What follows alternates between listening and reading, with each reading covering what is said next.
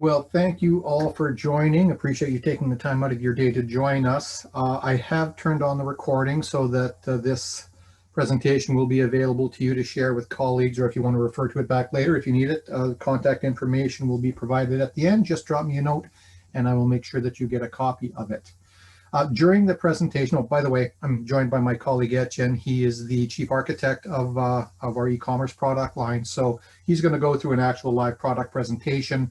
I'm going to introduce some of the concepts for you just with a couple of PowerPoint slides. So I promise I won't bore you to death with PowerPoint slides. We'll get into real live product.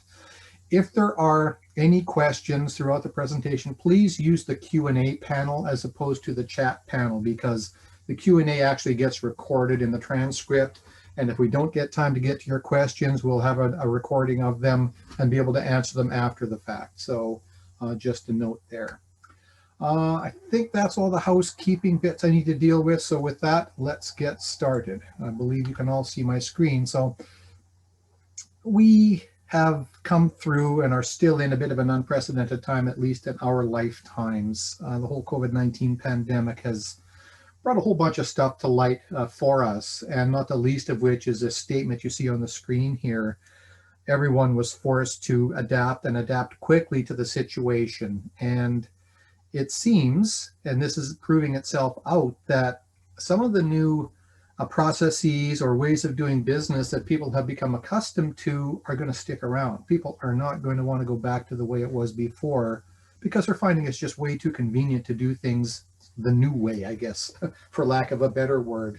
So online buying, online interaction between customers and vendors has kind of reached an all new level, and it's been accelerating. This is what was going on even prior to the pandemic. So this is the kind of the stats that we were seeing even before, 2019 hit and, changed everything for everybody. There was still a vast majority of people were doing all the research online and wanting to buy online. And in fact, over half of the people making their purchases were making more than half of their purchases online. And since the pandemic hit, this has only increased. So it's just really sped up this adoption that we were already seeing. So it just became very important that merchants, vendors, manufacturers, wholesalers get online. And it's this last line here that I think is the most compelling reason for that. Almost half of the people surveyed claimed that they changed suppliers because the people they were dealing with did not have online ordering capabilities. And we had this told to us by a customer the other day. They said one of their biggest suppliers said, if you don't have online, we're going somewhere else. So it's becoming very important for folks, for businesses, wholesale, retail, manufacturers, for all these businesses to get online because their customers are demanding it. And if they're not talking to you about it, that's maybe even scarier because they may just go away and you may never hear from them. So it's very important for you to get on board with this. And the days are gone when this was all just, the big players, all the Walmarts of the world and the Amazons of the world had all these things. And sure, they spend millions of dollars on their platforms. But small to mid-sized businesses, which is who we deal with, don't have millions of dollars to spend. They don't have whole departments of people, in their e-commerce division that handle this stuff. So you've got to be smarter about how you deal with this stuff. You've got to make sure that you make the right decision early on, and that means getting educated. So make sure that you do your homework and find out what's out there. Some of the things that you want to look at are integration, and I think that's crucial here because, again, if you don't have teams of people managing your e-commerce stuff, you need to put technology in place that's going to essentially replace the need for that.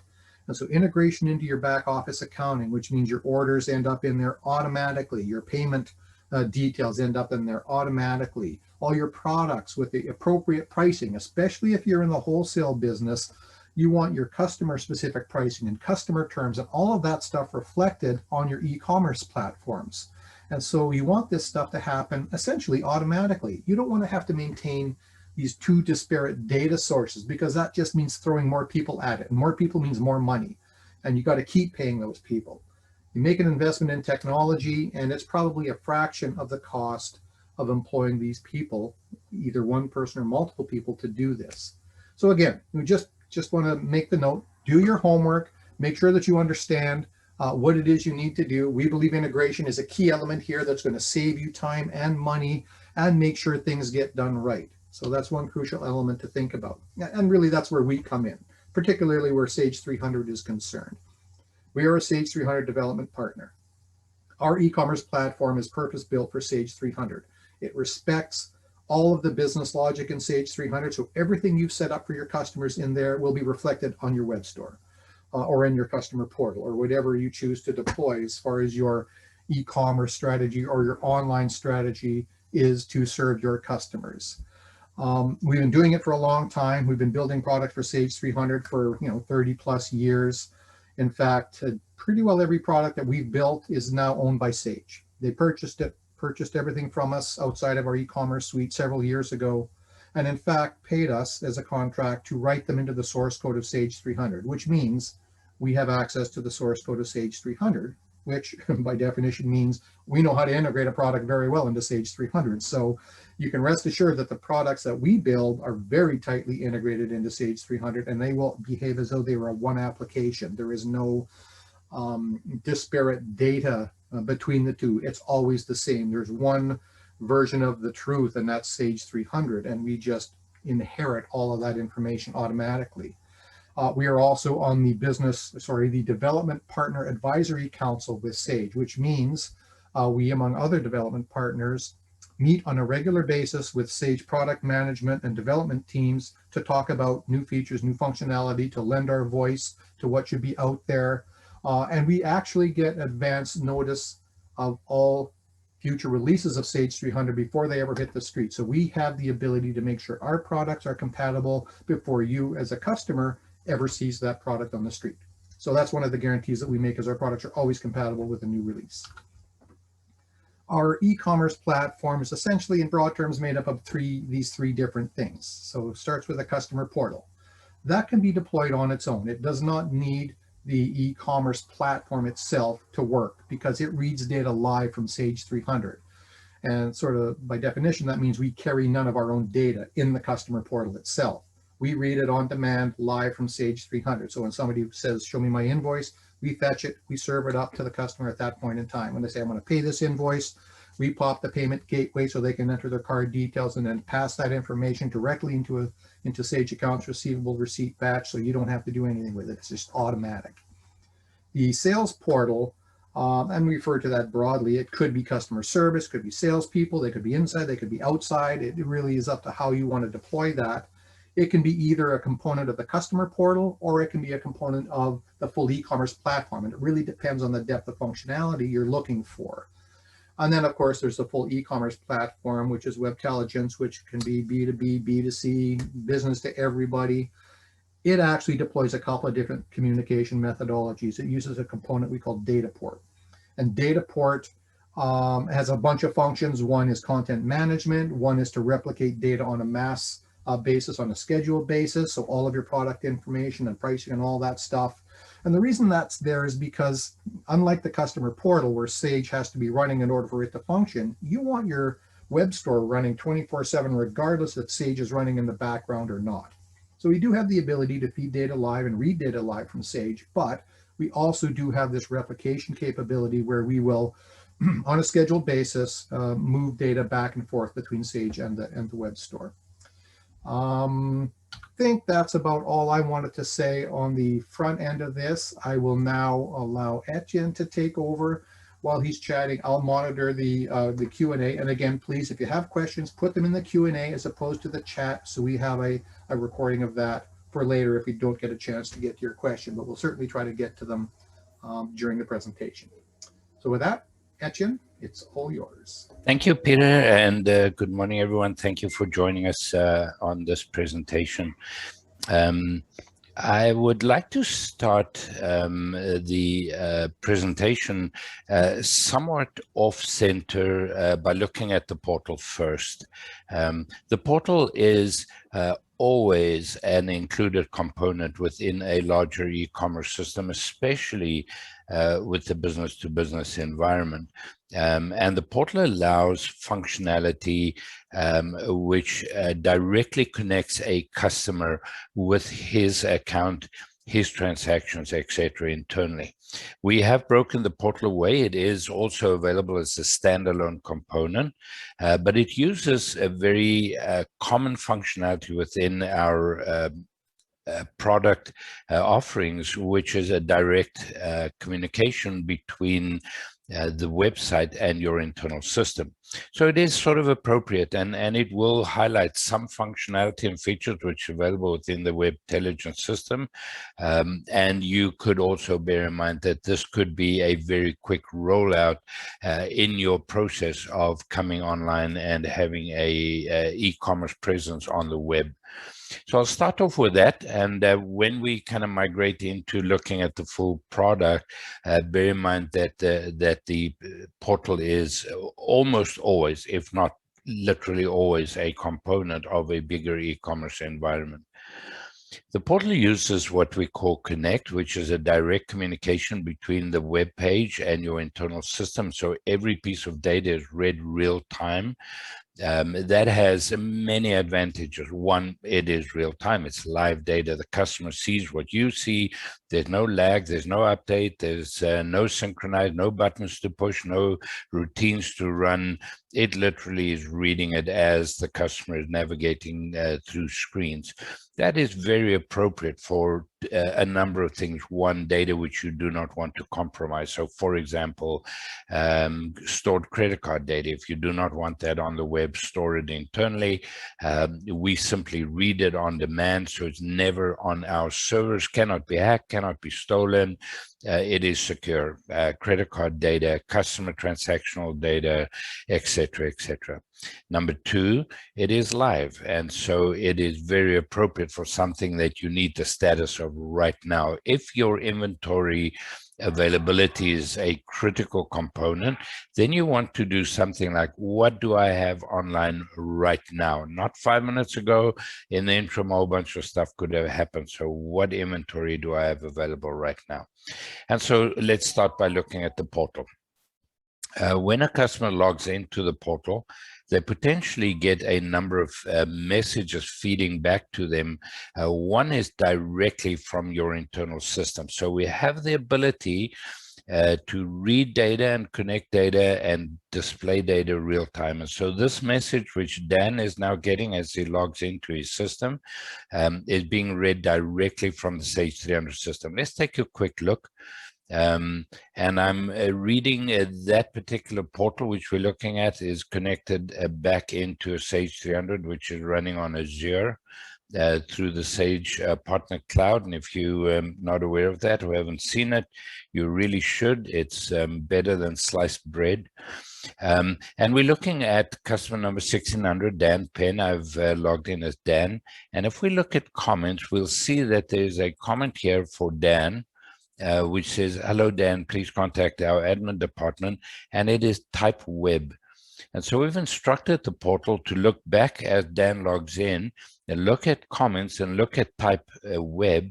And if you find a comment there, bring it up and show it to Dan as he logs in. So now you have the ability to communicate directly one-on-one with the customer as he logs in.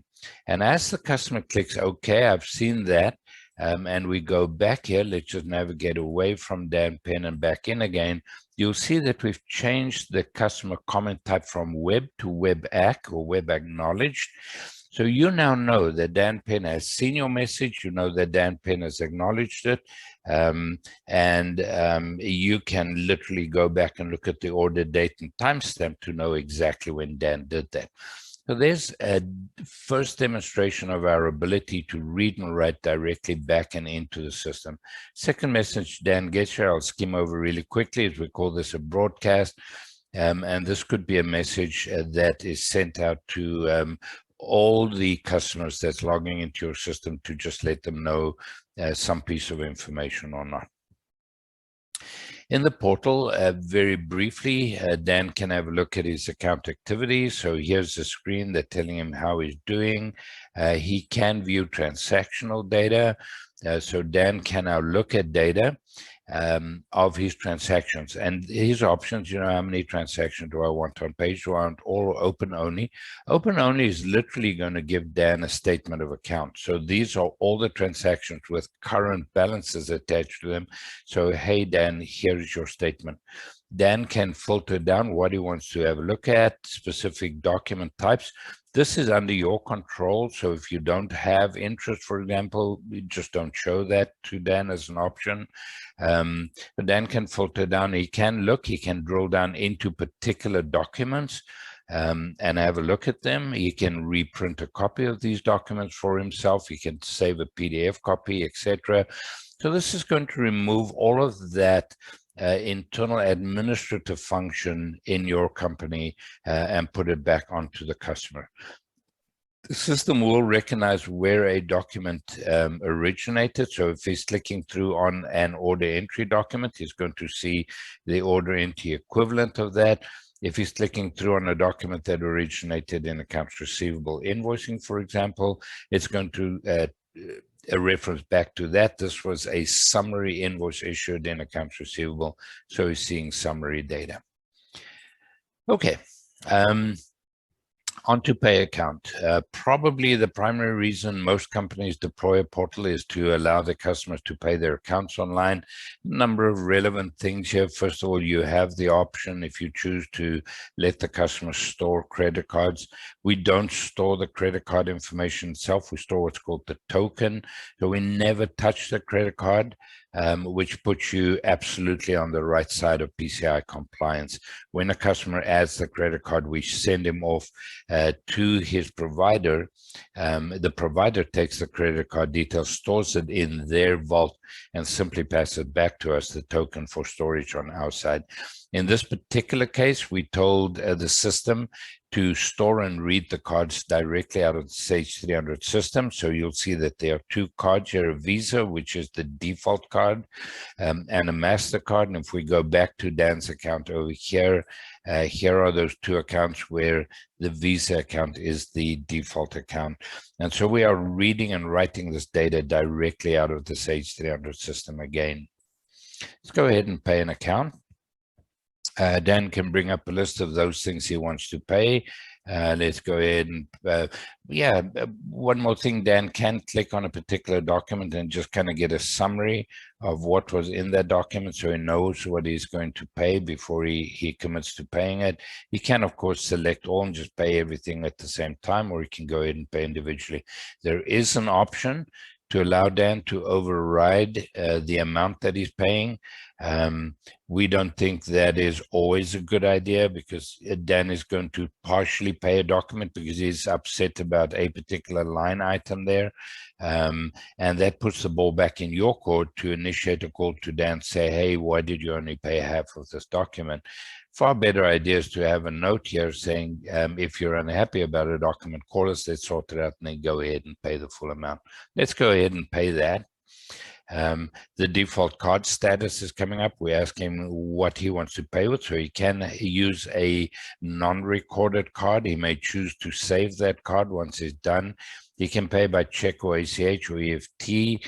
This is going to depend on your payment processor and what they allow you to do. So let's go ahead and pay. There's the two invoices that we want to pay. We do have the ability to implement a surcharge on a customer by customer basis if you choose to do that.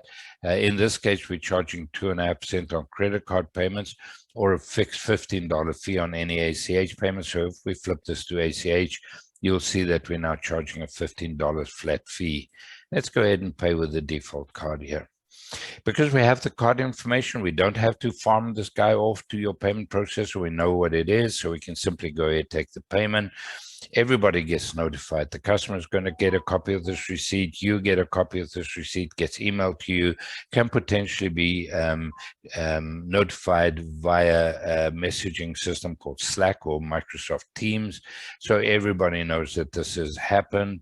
Dan can, at the same time, go ahead and, of course, produce himself a copy of this. Also on payment processing here, we do have the ability to prepay. in as much as you choose to expose that. In this particular instance, we've exposed both unallocated. So here I can say I'm making a deposit payment on project number 123, and I want to pay $500, make the payment. That will be an unallocated cash transaction going into the system. I can prepay an order, so I can select to prepay a particular order. If I do that, this gets flagged against the order. Let's go ahead and make that payment. I'm going to use the default card to pay that. We're paying order number 75. And let me just halt there just for a second. You'll see that order number 75 has now disappeared off our available list for payments because we prepaid it. So if we now go back here, and let's go and have a look at order entry, and call up order number 75. Get past the quotes here. I'm sure there's a lot easier way to do this. Order number 75. And we have made a prepayment here against order number 75. Okay, total prepayments been made, so the amount outstanding here is 0.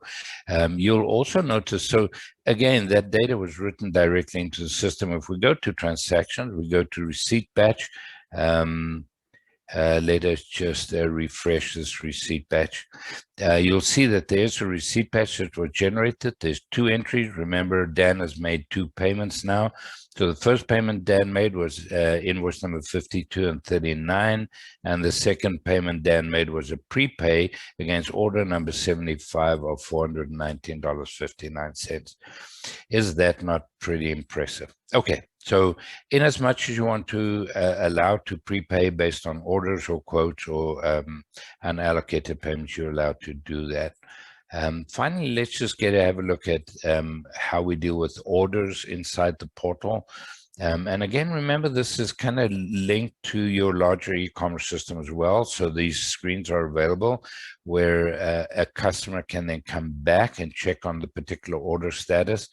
In this case, it's quite comprehensive. So again, we'll show all or open only, transaction type, active, future, standing, or quotes, view by orders, which is, allows the customer to view by orders. Also view by items, which essentially is a back order list of items this customer's got with you. With the order number, you can click on the order number, draw through, etc. If we go back and have a look at orders, you'll see that there's a status. We can glean the status here from the actual document type, or we can look at an optional field where you can literally put in any sort of enhanced tracking of what an order is doing. We do allow you to drill down to a particular document range or invoices if this document has been invoiced. If there were tracking numbers, we'll show them here. We've added one piece of functionality here, which is we do allow a customer to place both orders and quotes on the system. So instead of ordering something, the customer can also do an RFQ, a request for quote. And so they will post a quote-unquote order, but they'll post it as a quote. When the quote comes into your system, you can review that quote, have a look at it, correct it, do whatever you need to do, then notify the client that his quote has been approved. If the quote has been approved, the customer has the ability to simply open it up and go ahead and create an order directly from here. So the customer can turn that quote into an order. Let's go ahead and do that. And this would have created a new order number 77. We can have a look at that order number 77. It has 3 items on it. And of course, if we go back here and we look at order number 77, let's just close these guys down, transactions, order entry, order number 77. There we go. This order was generated online. Okay, just to wrap up the portal, there is the ability to process an order from here. So the customer can go ahead and create an order directly in a sort of a form basis rather than having to go through a shopping cart. This can also be deployed on a full e-commerce system. So if you have customers that is more familiar with the products, etc. They can just rapid fire enter these orders rather than having to go through a kind of a business to consumer shopping cart model as well. There are a number of ways which we will display products being ordered. So if we look at ordering a calculator, for example, we can simply just show a line item and the customer goes ahead and processes that.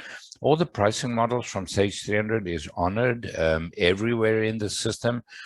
So when a customer logs in, we know who you are, we know what your prices are, your contract prices, etc., and we will honor all those prices. If you also allow B2C or consumer shopping, then you have designated a default prices, a web prices or a retail prices, and we will then take those prices into consideration. If we enhance the view a little bit here and we go calculator, then we will go and extract detail from the system and show a little bit more detail here. And finally, you have the option, of course, even on the portal to go ahead and add images, and we will display those images as we process the order. In this particular portal, we allow the customer to place either an order or a quote. This you control, of course. Let's go ahead and place the order. So all things being equal, this should be order number 78. Remember, we placed 77 earlier.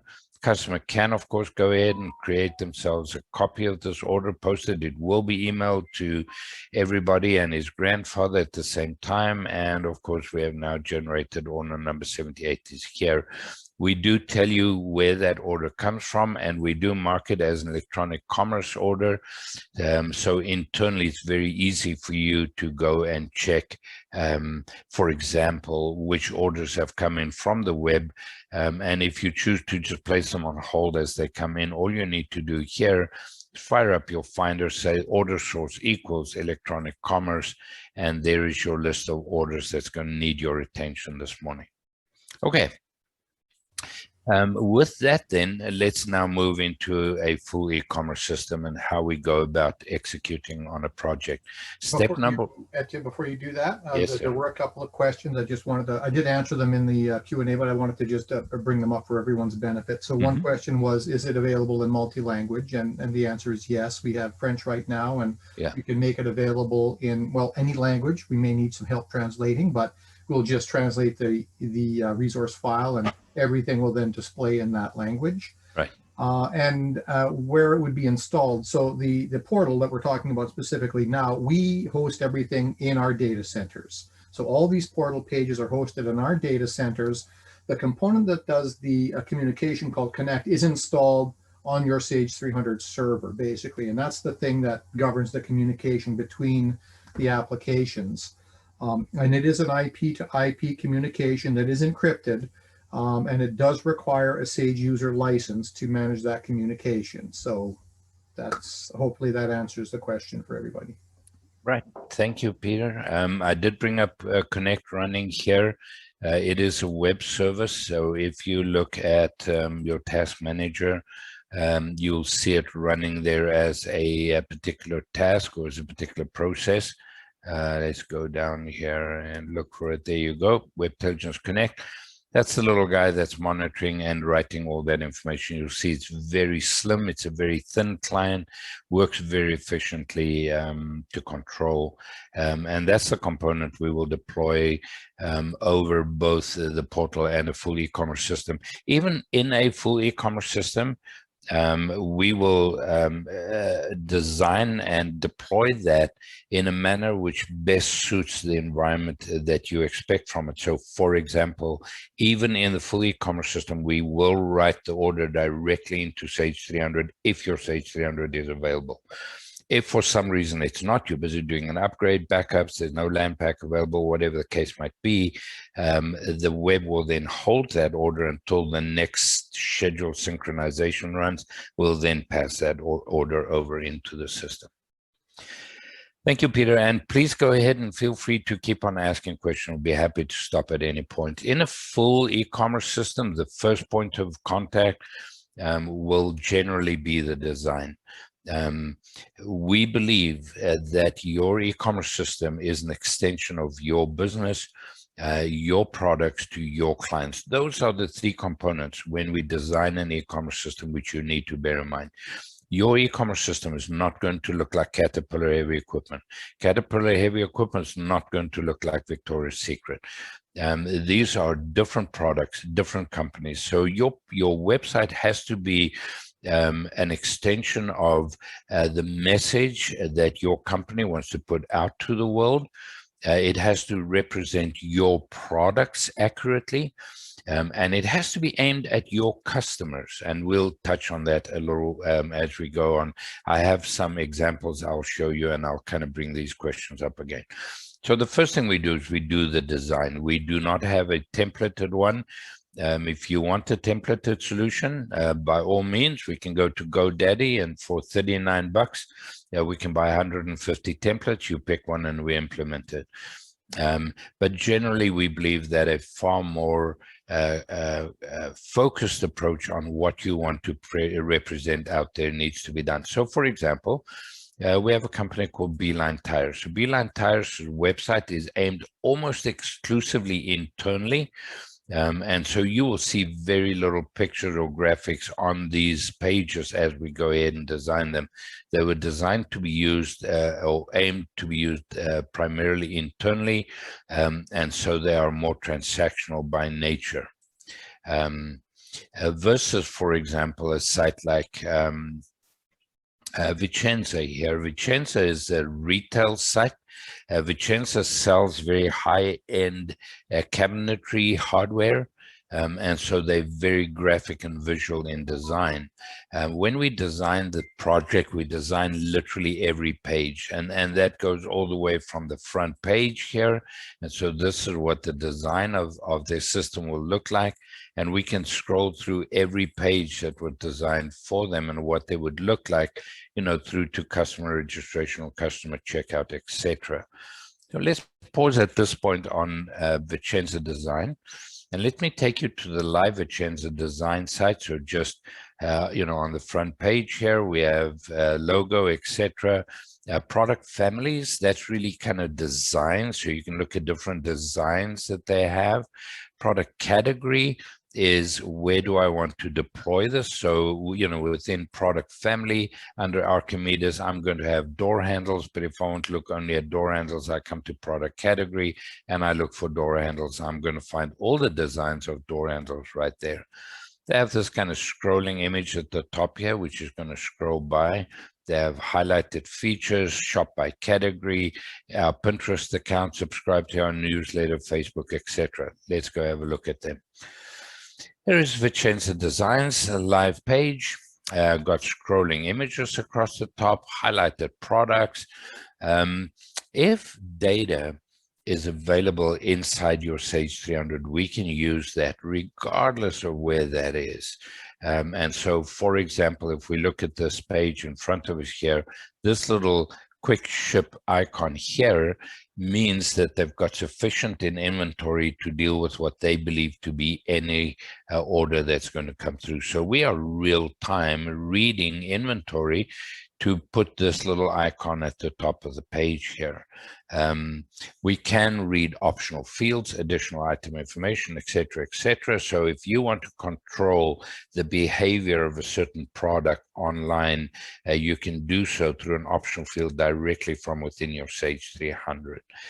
So we want to concentrate how you control what products do within your ERP system. Shop by category here, we had a look at that, our Pinterest account, etc. So this design pretty much came to paper or came from paper into production exactly as they chose it to be. Let's go have a look at Archimedes. There's some features here which I think is relevant just to demonstrate functionality. And so here are product designs, towel bars, etc. They have a filter. A filter is distinctly different from a finder. So we have a finder up here where we can type in what we're looking. A filter will take a selected product set and narrow it down to products within that product set that match that criteria. So if we want to have a look at towel bars and towel rings, for example, and we tell the system to filter down, it will come up with that. So in this case, I kind of messed something up there and it didn't come up with that filter. So let's just clear that filter and go back. Okay, within a particular product then, oh my, we have multiple products represented here underlying this one page in the system. You can see the price of this towel bar, so it goes without saying that I do not have any of these products in my house, but we can go ahead now and say, okay, I want an 18-inch, and then I want an antique brass product. It's going to come up, show me the image, but they are underlying this one page, multiple images making up this page and allowing the customer to select via drop down, and then I can go ahead and add this product into my cart, and that's going to be my cart, and I can go ahead and check out, and depending on whether I have previously registered or not, it's going to guide that process through as I go ahead and register. Let's go on and have a look at a few other sites.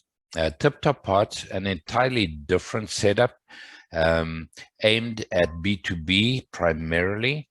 And so less graphics, way more information, a lot simpler.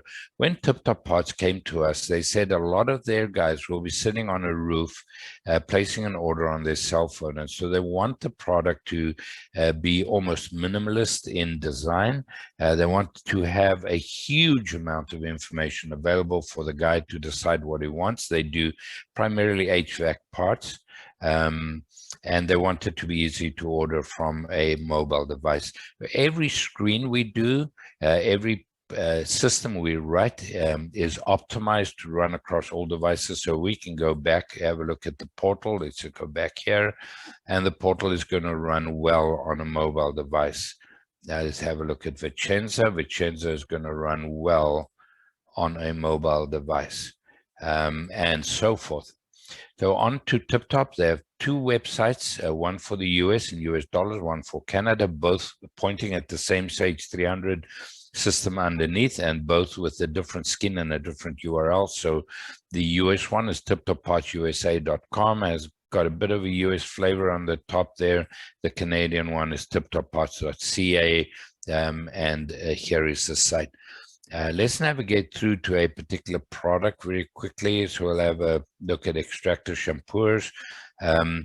Again, remember the mandate was this is going to run well regardless of the device we're on. We want to keep the graphics down to a minimum. You will see that I have no option to buy here. They're strictly B2B. You cannot get pricing unless you log in. They did put a different translation, having spoken about multilingual. What they chose to do is they've got their short description in inventory control, and they put the French version into an optional field. Remember, we said we can use any data in the system, that you want us to point at. And so they just found it extremely convenient to have a French equivalent of the description stored in an optional field. Very easy to maintain internally, does not need to even log on to the back end of the website to do that. Just in terms of information, this is all the data that they wanted to show when I'm looking at a particular product. They've got related products, which are all the spare parts of this particular thing, documentation down to an exploding parts list of what this product looks like. They've got how-to videos here. They've got customers also bought, etc. So a vast amount of information able to store here. Just want to log in and show you how that changes once the system knows who I am.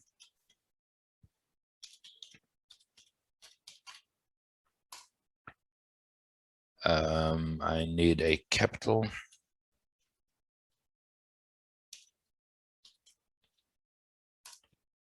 And there we go. So the customer is now logged in. Again, we land this customer on his portal. He can reorder here from old invoices. So if he chooses to go there, we will show him all his old invoices. These are extracted from the system real time. And so it doesn't really matter where that document was produced, whether the document originated on the web or in order entry, because we are reading this from AR. And so we'll show him the documents or the items, and he can then go ahead and reorder either in total or the individual components that he wants to do there. We will show him purchase history of particular documents if he wants to see that. So we will let him drill down not only by product but by year, and again we're reading this out of the system, so it'll go as far back as you have history on your system. So he lands up, first of all, on his account. He can download a few flyers if he wants to. He's got his favorite or wish list, etc. Let's just go back and have a look at that same product now that I've logged in. And you'll see immediately that even on a category-based page, I now have the option to purchase. So I can now purchase an item. I see the pricing. I can add it to cart, add it to my favorites, because the system now understands who I am. And again, because we know who you are, we will apply all the Sage logic. So we'll look at your price list, your pricing, your discounts, your contracts, etc. Just move on a little bit. Get to a little bit more colorful options here. This is Peach State Audio, and so now we have a lot more colorful, primarily business to consumer, so a retail outlet, and of course, because of the products they're selling here, a lot more colorful options here than what we saw. Magura, I quite like Magura. It's a very modern looking website, uses a lot of graphics, and at the same time stays away from background color. So when we run this on a mobile device, it runs well and it does not consume a huge amount of data off my mobile device. So a pretty decent looking site here for business to consumer. And I think with that, and honoring our time, I think we have a little bit more time, but probably good to pause and ask for questions at this point, and we can pick up from there. Peter? Yeah, nothing in the Q&A, but if anybody has any questions, feel free to type them in there and we'd be happy to answer them for you. I think what we've illustrated here is now all of these websites run off exactly the same platform. We are a multi-tenant SaaS solution, which means that we host everything. Everybody runs off the same underlying code, but the user interface or what you actually see is very unique to every merchant. So even though all functionality is available to all customers and it's based on the same platform, you can look dramatically different and you can navigate different, and the experience can be completely your own for your specific customers. So just wanted to make that point. Yeah, so I don't see any questions right now, Etienne. So I think from that perspective, we're in good shape. Unless there's something more you wanted to show, I can probably pop up our contact screen here and share my screen so folks can see that. If there are no particular questions on functionality that anybody would like to see, then by all means, take back over. Okay. Trying to figure out how to do that. Hang on a second. Where am I? Can you unshare for a second, Etienne? Maybe that's what I need to happen.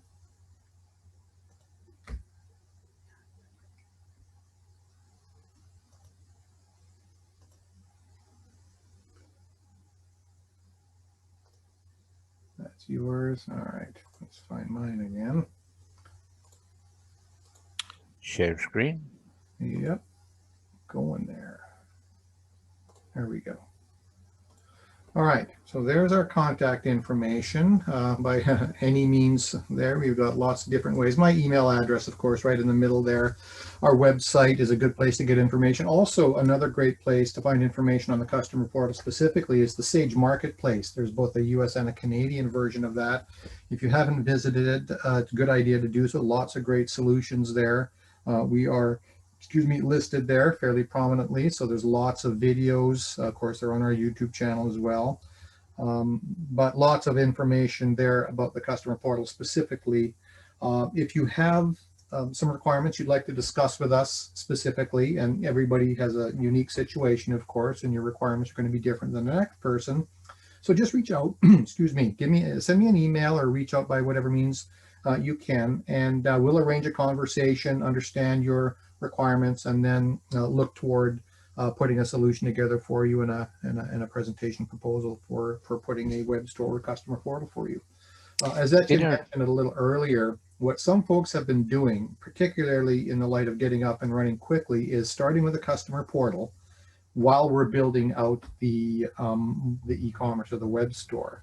Because customer portals can come up very quickly. A matter of a couple of hours, we can have one live and running for you. Whereas building a web store, you can imagine, takes more time and more interaction between us. So that's often a good route to take. And the customer portal is quite inexpensive. If you deployed every function, you're under $3,500 a year. So it's very inexpensive. Web stores, of course, a different ballgame. We'd have to talk about that. We don't know. We'd have to specifically know what functionality you want. But having said that, last chance for questions.